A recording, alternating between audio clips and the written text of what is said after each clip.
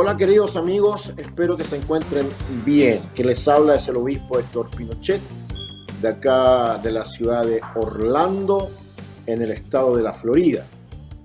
Aquí estamos en los Estados Unidos y queremos empezar una serie de programas en nuestro canal Alianza Teocrática Internacional para todos aquellos queridos líderes, amigos que están tanto aquí en Estados Unidos como fuera de él, y que podamos retroalimentarnos, compartir y desarrollar ciertos temas que habitualmente, al parecer, no estamos muy acostumbrados a las redes sociales, que los tratemos con un poquito más de pinceladas. Hoy día tengo el agrado de que nos va a acompañar mi esposa, la pastora Sara Pinochet, la cual es máster de la Universidad Wagner aquí en Estados Unidos, máster en Ministerio Apostólico y Profético y Pastorales. Así que le doy la entrada también a ella para que nos salude. Hola, buenas tardes, buenos días, buenas noches, dependiendo del horario en el que usted nos vaya a escuchar y conectar. Es un placer estar acompañando a mi esposo y en este programa, ¿verdad?, que vamos a estar haciendo y en esta seguidilla de clases, temas, interactuar también con ustedes en algún momento, porque sé que más adelante mi esposo va a estar dando la oportunidad para interactuar con la gente que está escuchando el programa. Así que un placer estar acá y yo sé que algún día nos podremos conocer, quién sabe, por ahí físicamente. Bueno, hoy día queremos tocar un tema que está muy de boga, sobre todo en las redes sociales y también a través de las noticias, como es la pena de muerte. En muchos países hoy día hay un reclamo entre pasillo de que, a pesar de que la maldad y la crueldad se ha multiplicado en tantas naciones, sobre todo en nuestros países latinoamericanos, pero no podemos olvidar los países africanos y otros lugares donde la crueldad es el pan de cada día. Y la pena de muerte queremos abordarla tal vez hoy día muy detallada, no tan detalladamente, sino que algunas pinceladas y ver desde una perspectiva bíblica y social y cultural. Tal vez son los tres elementos más fundamentales. Aquí en Estados Unidos nosotros tuvimos el agrado de vivir en el estado de Texas, donde se ocurren las mayores ejecuciones de los Estados Unidos. De hecho, yo conocí a un pastor que asiste a los condenados durante todo el proceso del pasillo de la muerte y meses antes. Y conversando con él, yo le explicaba y le preguntaba qué es la experiencia que él tiene al estar justamente con los condenados. Y me decía que son muchos sentimientos muy fuertes. Yo sé que es así porque yo estuve ministrando en las cárceles en el estado de Minnesota. Estuvimos ministrando por 2 años a los presos, a los que estaban de por vida y a los que estaban de pasada. Me acuerdo de uno puntualmente que había asesinado a sus dos hijos, producto de que su esposa no lo atendía bien, no le daba comida, y él agarró a sus 2 hijos y los frió. Así como usted me escucha, los mató y los frió, los frió en un sartén y los puso en la mesa y se lo entregó a su esposa porque ella no lo alimentaba. Ahora, muchas personas dirán que esto es una conducta extrema, pero también tiene una connotación social muy fuerte, pero un trasfondo espiritual muy fuerte también. Entonces, Sarita, bueno, mi esposa, ¿qué piensas tú de la pena de muerte? ¿Qué es lo primero que se te viene a ti al corazón? ¿Qué es lo que tú sientes cuando nosotros como pastores, que ya llevamos más de 30 años en el ministerio, y tú te tuvieras que enfrentar, por ejemplo, a un joven de 25 años o a un adulto que va a ser ejecutado? ¿Qué es lo primero que tú sientes al escuchar el tema? Literalmente son dos cosas. Primero, por más fuerte que se escuche, justamente porque nos dedicamos a la fe, nos dedicamos a hablar el amor de Dios, su perdón, su misericordia, pero también creo que no podemos pretender ser más compasivos que lo que es Dios. Yo creo que eso es clave para mí. Por más fuerte que se escuche, y lo vuelvo a repetir, literalmente es que no podemos ser más compasivos eh, con respecto a lo que Dios opina o dejó escrito en su palabra. Y en el Antiguo Testamento, lo que estaba aprendiendo, estudiando, en muchos pasajes, Éxodo, Levítico, Deuteronomio, también en el Nuevo, en Romano, no habla de que la pena de muerte tiene muchas causales. Y creo que la pena de muerte, perdón, no es un castigo, sino que es una consecuencia de lo que nosotros hicimos, de lo que los seres humanos hacemos. Literalmente para mí es lo que nos separa, la mayor consecuencia de la que nos separa de los animales, de los que no piensan, no razonan. Yo creo que si tuviéramos tan clara la voluntad de Dios, la ley de Dios en nuestras vidas, serían muchos, muchísimos más los que no hubiesen tenido que enfrentar la pena de muerte. Por ejemplo, en los tiempos antiguos, y repito, en el Antiguo Testamento, estaban condenados a la pena de muerte el secuestro, el adulterio, la homosexualidad, el asesinato, la prostitución, la violación, muchas cosas que hoy día la vemos como tan normal y natural en nuestra sociedad, pero no tienen una consecuencia tan radical como esta. Si bien es cierto lo que decías tú recién, que la pena de muerte en Texas este señor se enfrentó a ella porque frió a sus hijos. Son literalmente casos extremos, pero hoy día si entendiéramos que Dios y en los tiempos antiguos no eran solamente este tipo, por así decirlo, una bestialidad de esta índole, sino que cosas tan que hoy día nuestra sociedad la presenta como tan natural, nos haría mucho más razonable, mucho más justo, mucho más honestos, no sé, caminar con más temor en la vida. Así que para mí, por más difícil que sea, mi opinión es que yo, después de todo lo que hemos aprendido, visto y pastoreado en estos extensos 30 años de ministerio, lamentablemente tienes una justificación y no es la mía, creo que no es la de nosotros, y va más allá de mi opinión, es la palabra de Dios.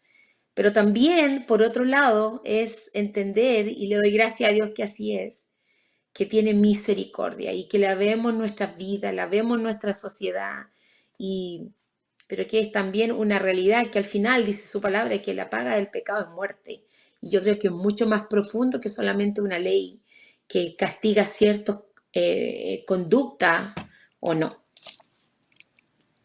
Bueno, eso es interesante porque hablando un poquito de las causales del Antiguo Testamento, en Génesis capítulo 9, verso 6 dice que el hombre que elimina a otro hombre o que mata a otro hombre por mano de hombre, debe morir, porque es imagen de Dios.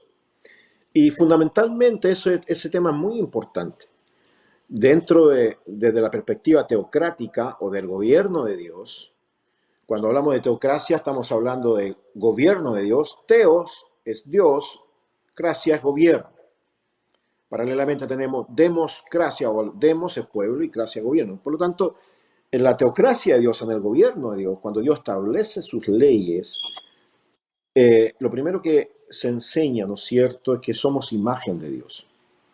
Y cuando un hombre elimina a otro hombre, está atentando directamente a la imagen de Dios en esa persona. ¿Por qué somos imagen? ¿Dónde radica la imagen de Dios en nosotros? ¿Por qué somos semejanza de Dios? Dios obviamente no tiene un cuerpo como nosotros, ¿no es cierto? Él no envejece, Él no cambia, pero sí Dios nos ha dado, nos ha capacitado de los mismos elementos que Él tiene. Él tiene inteligencia, nosotros tenemos inteligencia, Él tiene voluntad, ¿no es cierto? Él tiene libertad. Por lo tanto, eso nos hace ser semejante a Dios. Tenemos la libertad, tenemos la inteligencia y tenemos la voluntad. Ahora, cuando un ser humano elimina a otro ser humano, la Biblia dice que Dios le da el mismo pago, y ahí entramos en temas bastante directos. Jesús enseñó que todo lo que el hombre sembrare, eso mismo cosechará. Un día alguien me dijo que en el Nuevo Testamento no aparece la pena de muerte y se equivoca. De hecho, tenemos al apóstol Pedro cuando actúa con un juicio espiritual, pero también en una acción física frente a Ananías y Zafira. Ananías y Zafira tenían una propiedad, estaba toda la iglesia recibiendo, por causa de la persecución a los cristianos, estaban recibiendo las mujeres, estaban recibiendo a sus niños, habían asesinado a tantos hombres, las mujeres estaban solas con sus hijos, y la iglesia estaba recibiendo de los hermanos, después de la predicación de Pentecostés, de Pedro se añaden 3.000, después se añaden 5.000, están recibiendo muchas viudas, muchos ancianos, hay una persecución tremenda en Jerusalén, y toda la gente está trayendo a los pies de los apóstoles sus bienes. ¿Para qué? Para que se repartiera y nadie pasara hambre. Y hubo una pareja que es Ananías y Zafira, que tienen una propiedad, y en esa propiedad, ¿qué hacen ellos? Ellos la venden, pero engañan en cuanto al precio, y dan una parte solamente para la obra de Dios, lo cual generó una controversia. Y Pedro juzga eso y le dice, ¿por qué dejaste, Ananías, que Satanás llenara tu corazón para mentir al Espíritu de Dios? Y sentencia y cae muerto. Y luego llega la mujer y Pedro le hace una pregunta y la pilla la mentira. Le dice, ¿es verdad que tu esposo vendió la propiedad en $100? Sí, es verdad, mentira. No fue ese el precio. Y aquí llegan los jóvenes que acaban de enterrar a tu marido y ahora te van a enterrar a ti. Por lo tanto, lo que estamos viendo ahí es un juicio espiritual que trae una reacción física donde una pareja, una familia fue directamente muerta. Entonces, a veces nosotros pensamos que Dios no aprueba la pena de muerte en el Nuevo Testamento, pero tenemos otro caso muy fundamental y que viene del mismo Señor Jesucristo. Cuando Él está en el huerto de Getsemaní y Pedro le corta la oreja, ¿no es cierto?, al siervo de allá del templo, el Señor le dice, Pedro, guarda tu espada, porque el que mata a espada morirá. Por lo tanto, la ley del talión o del ojo por ojo es para Jesús en ese momento, está muy vigente. Y Él está enseñando algo que es fundamental. Si nosotros sembramos tomate, cosechamos tomate. Por lo tanto, Él no se está contradiciendo. Ahora, el apóstol Pablo, más adelante, hablando de las prerrogativas del gobierno, dice que el gobierno trae la espada. Por lo tanto, nosotros los seres humanos entendemos que la pena de muerte no está en nuestras manos, sino que la pena de muerte está en el poder del Estado, en el poder del gobierno, en el poder de los que hicieron las leyes, de los que pusieron los parámetros, y que el que cruza esas líneas debe sufrir pena. Lo que pasa que hoy en día, y sobre todo con la miserable política que tenemos en nuestros países, con la ola de manosear, ¿no es cierto?, la dignidad humana y de llamar las cosas que no son como si fuesen, de llamar lo que es malo es bueno, entendemos que hay leyes que al victimario lo ponen como víctima y a la víctima la ponen como victimario. Entonces, ¿qué es lo que hoy tenemos? En el Antiguo Testamento tenemos que Dios condena que un hombre mate a otra persona porque está atentando directamente contra la imagen de Dios y debe pagar. Y tú mencionabas algunos de los pecados, ¿no es cierto? Secuestro, asesinato, violaciones, idolatría, magia, robo, la ofensa a los padres, golpe a los padres y tantas cosas que relata la Biblia. Ahora, en Uganda, creo que fue por ahí por los años 90 y tanto, 200 hombres armados de machete y todo tipo de cuchilla entraban a las aldeas y arrasaban con mujeres, niños, ancianos, y fue una matazón terrible, terrible, terrible. ¿Por qué el hombre llega a esa situación? ¿Cuál es la condición de un ser humano para llegar a asesinar y luego a quemar los restos de esa persona para hacerlos desaparecer? Y aquí quiero llegar a un punto bien importante. Yo estoy de acuerdo a la pena de muerte porque considero que la Biblia es muy clara. La pena de muerte trata en lo posible desde la perspectiva bíblica de, número uno, que el culpable reciba, de acuerdo a lo que sembró, las consecuencias de sus actos. La Biblia enseña que todo lo que el hombre sembrare, eso también cosechará. Segundo, la protección de lo que Dios creó. la sociedad. Dios le dijo a Adán y Eva, multiplíquense, fructifíquense. Por lo tanto, Dios creó la humanidad. A él le interesó que Adán y Eva se multiplicaran. Él creó la sociedad. Por lo tanto, él está protegiendo a la sociedad. Y número 3, que también no es menos importante, tenemos la consecuencia, tenemos la protección de la sociedad y tenemos la retribución de la justicia. La justicia debe retribuirle a la persona que comete un delito el pago, la consecuencia de ese delito. Ahora, ¿cuál crees tú, Sarita, que deben ser, de alguna manera, cuáles son los pecados o las acciones humanas que a ti te llevarían, por así decirlo, o te impactan para que una persona reciba el pago de la pena capital? Aquí de lo que es, como te decía, he estado leyendo, porque no queremos dar nuestra opinión solamente, sino que también aprender de los que ya nos llevan la delantera en estos temas. Si bien es cierto, no somos abogados, somos pastores, nos hemos dedicado a esto, pero gracias a Dios y como cualquier ciudadano, especialmente acá en Estados Unidos. En Chile, cuando salí de Chile era más chica, pero acá nos hemos hecho más grandes y hemos criado a nuestros hijos en este país y acá le hemos sembrado y desde muy pequeño en las escuelas se les ha, literalmente por lo que acá sucede, por ejemplo, cada cierto tiempo se levanta un chico, toma un arma y mata a 15, 20, 30 compañeros de sus mismas escuelas y vemos que ha habido penas de muerte con estos mismos niños, se les encierra, pero por más, como decía delante, por más traumático que sea, es lo que decías tú, es entender que tenemos, por cada acto hay una retribución. La paga del pecado es muerte. Si nosotros obedecemos la palabra de Dios, tenemos bendiciones. Si la desobedecemos, tenemos consecuencias. Y esto es entender cuál es el plan de Dios para nuestras vidas. Pero lamentablemente, por no tener leyes claras, por no tener gente, pastores, hombres de Dios, mujeres de Dios que piensan, que se dedican a esto, expertos en el tema, pero con temor de Dios, en lugares de donde se dictan las leyes, cada vez las leyes están siendo más emocionales, como diría uno de mis hijos, no más racionales.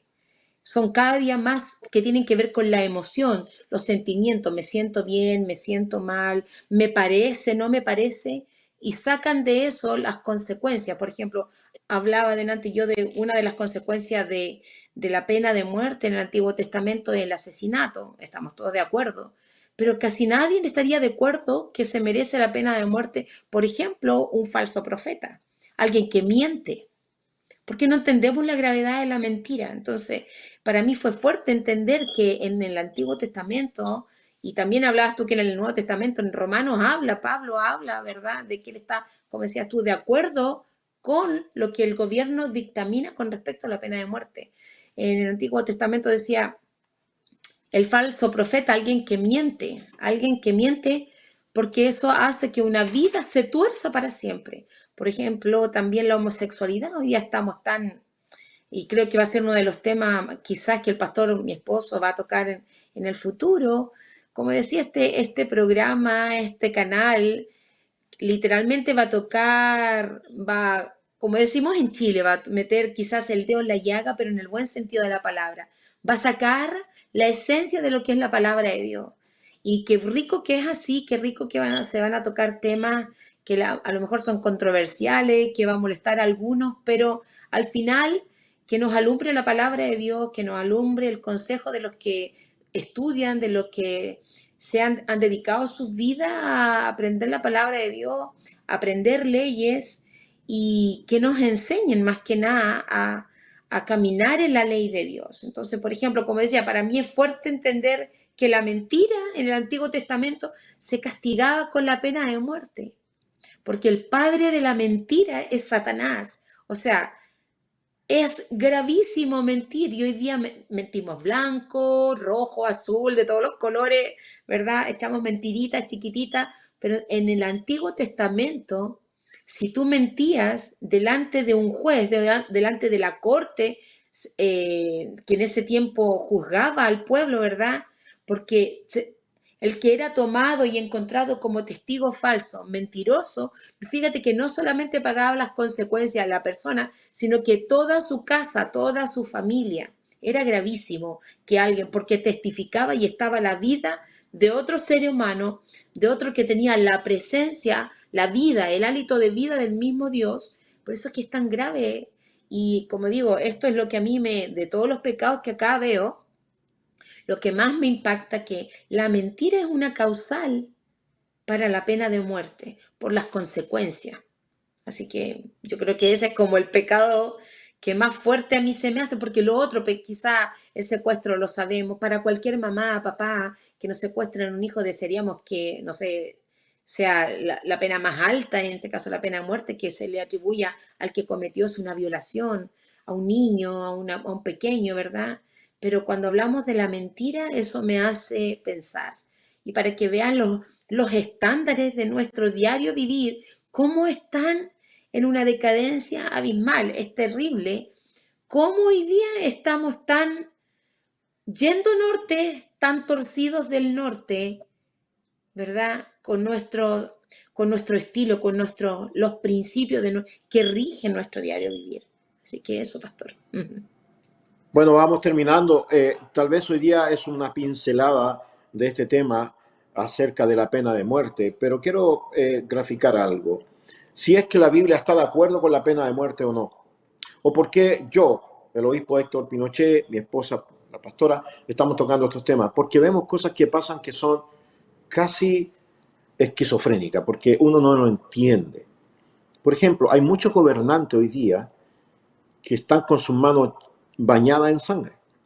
Y voy a ser bien claro en eso. Están en contra de la pena de muerte de un delincuente, de un criminal, están en contra de ello, pero condenan a muerte fácilmente a un ser humano que está intrauterino, que está en su proceso de desarrollo abiertamente en el vientre de una mujer. Un día en una conferencia en la universidad en Dallas, que yo participé, una persona me preguntó que por qué yo estaba en contra del aborto. Yo le pregunté, le dije, ¿dónde comienza la vida humana? Esta persona me dijo, la pregunta es si el feto es persona o no es persona. O sea, cuando se hace el aborto, me dijo, ¿estamos eliminando una persona o estamos eliminando un montón de células? Yo le dije, ¿usted conoce a un predicador que no tiene brazos y no tiene piernas, que recorre el mundo? Incluso estuvo en Chile también. Sí, me dijo. Bueno, esa persona cuando estaba en su gestación ya no venía ni con piernas ni con brazos. Y cuando nació, era una persona supuestamente sin piernas y brazos. Pero si usted lo hubiera eliminado anteriormente, ¿qué hubiera eliminado? Porque si no tiene pierna, no tiene brazo o no tiene actividad cerebral, supuestamente la actividad cerebral comienza, no sé, como a los 2 meses o al mes, que dicen algunos. ¿Dónde comienza la vida humana? Esa es la pregunta. La vida humana, yo le dije, ¿dónde comienza la vida humana? Me dijo, bueno, dicen, porque ellos cambian todo, y eso se llama el espíritu de estupor, que es el que gobierna hoy el mundo, que es un espíritu de confusión, que a lo malo le dice bueno, que a lo blanco le dice negro. Entonces le dije, ¿la vida humana dónde comienza? Me dijo, dicen que comienza cuando el óvulo es fecundado por un espermio. Ahí comienza la vida humana. Por lo tanto, yo le dije, bueno, si eso es una vida humana y usted produce un aborto, ¿usted qué es lo que está eliminando? ¿Una persona o una vida humana en desarrollo? Finalmente, no se puede conversar mucho con estas personas porque están ideologizadas, y ese es lo que vino a hacer Satanás a este mundo, a matar, robar y destruir, y tiene miles de seguidores, miles. Cuando mis hijas estuvieron a los 16 años, entraban a la policía en California como exploradora para que aprendan más o menos lo que hace la policía. Le enseñaron que en California los policías tienen ubicados casi todos los lugares donde guardan y tienen a los niños secuestrados o hacen sacrificios humanos. Entonces les decían y les mostraban videos de donde posiblemente están los niños, cientos de niños en este país, que finalmente van a ser sacrificio humano y que todo eso se persigue, pero cada vez más niños son secuestrados, más niños son secuestrados. La maldad humana no la elimina la cárcel. La maldad humana, en mi opinión, que he trabajado con presos, no la elimina la cárcel. Usted vaya a una cárcel y algunos son más bestias que cuando estaban afuera. La maldad humana es solamente eliminada cuando el ser humano se encuentra con su creador y decide cambiar. Esa es la única manera. Termino con esto. Vamos a ir dejando este tema hasta por aquí. Es solamente una pincelada. Vamos a llamarle la pena de muerte 1, ¿ya? Luego vendrá la pena de muerte. ¿Se acuerdan ustedes cuando Jesús estaba crucificado y había uno condenado a muerte? ¿En qué momento Jesús juzgó, criticó o condenó al sistema judicial de su país en ese momento, que habían condenado a estos dos ladrones a muerte? No lo hizo. Él no condenó el sistema judicial en ese momento cuando estaban estos dos colgados ahí en la cruz. Ni siquiera por él. Sino que le dijo a uno que se arrepintió: hoy estarás conmigo en el paraíso. ¿Qué es lo más fundamental de la vida humana? Encontrarse con Jesucristo. Esta vida es pasajera. Se mueren niños, se mueren jóvenes, se mueren adultos, se mueren ancianos, por la razón que sea. Y termino con esto. Dios necesita proteger a la sociedad, a lo que Él creó. Tan así que Dios mató a su Hijo para salvar a la sociedad. En otras palabras, Dios condenó a muerte a su propio Hijo para salvar a los hombres. Podríamos decir, parafraseando, que la pena de muerte hay que condenar al culpable para salvar a los inocentes. Hasta aquí los dejo. Espero que lo haga reflexionar, que lo haga pensar. Y como les dije al principio, hay muchos presidentes, muchos gobernantes que tienen sus manos manchadas con sangre, porque condenaron a niños inocentes en el vientre a pena de muerte, pero no son capaces de proteger a la sociedad de violadores terribles, asesinos terribles que hoy caminan y pululan por nuestras ciudades. Bueno, amados, que Dios les bendiga. Vamos a seguir con este tema. Y gracias a nuestro querido, es como el productor del programa, nuestro hermano Carlos, y a la pastora Sarita. Sarita, despídete. Estamos terminando por hoy día. Luego nos volvemos a ver en la Alianza Teocrática Internacional. Bueno, buenas tardes, buenas noches, buenos días de nuevo. Gracias por la oportunidad, gracias por haber podido tocar, como dice mi esposo, una pincelada de este tema tan profundo. Pero si bien es cierto, una semilla es más que suficiente, y eso espero que este programa sea la vía de los que no se van a conectar, lo van a escuchar, se van a inscribir, suscribir y todo eso, ¿verdad? Que sea una semilla para reflexionar. Reflexionar en que tenemos un Dios justo, en que si nos dejó su palabra, su ley, es porque esa es la manera que Él quiere que nosotros caminemos en esta tierra para que nos vaya bien. Y de ser lo contrario hay consecuencias. Y voy a terminar con esto. Si lamentablemente hoy día se dejan, como decía mi esposo, por los presidentes, por los sistemas de justicia que no están haciendo quizá lo que tienen que hacer, llegará el momento en que estaremos delante del juez justo del universo. Y en ese momento recibiremos la paga para nuestra manera de vivir.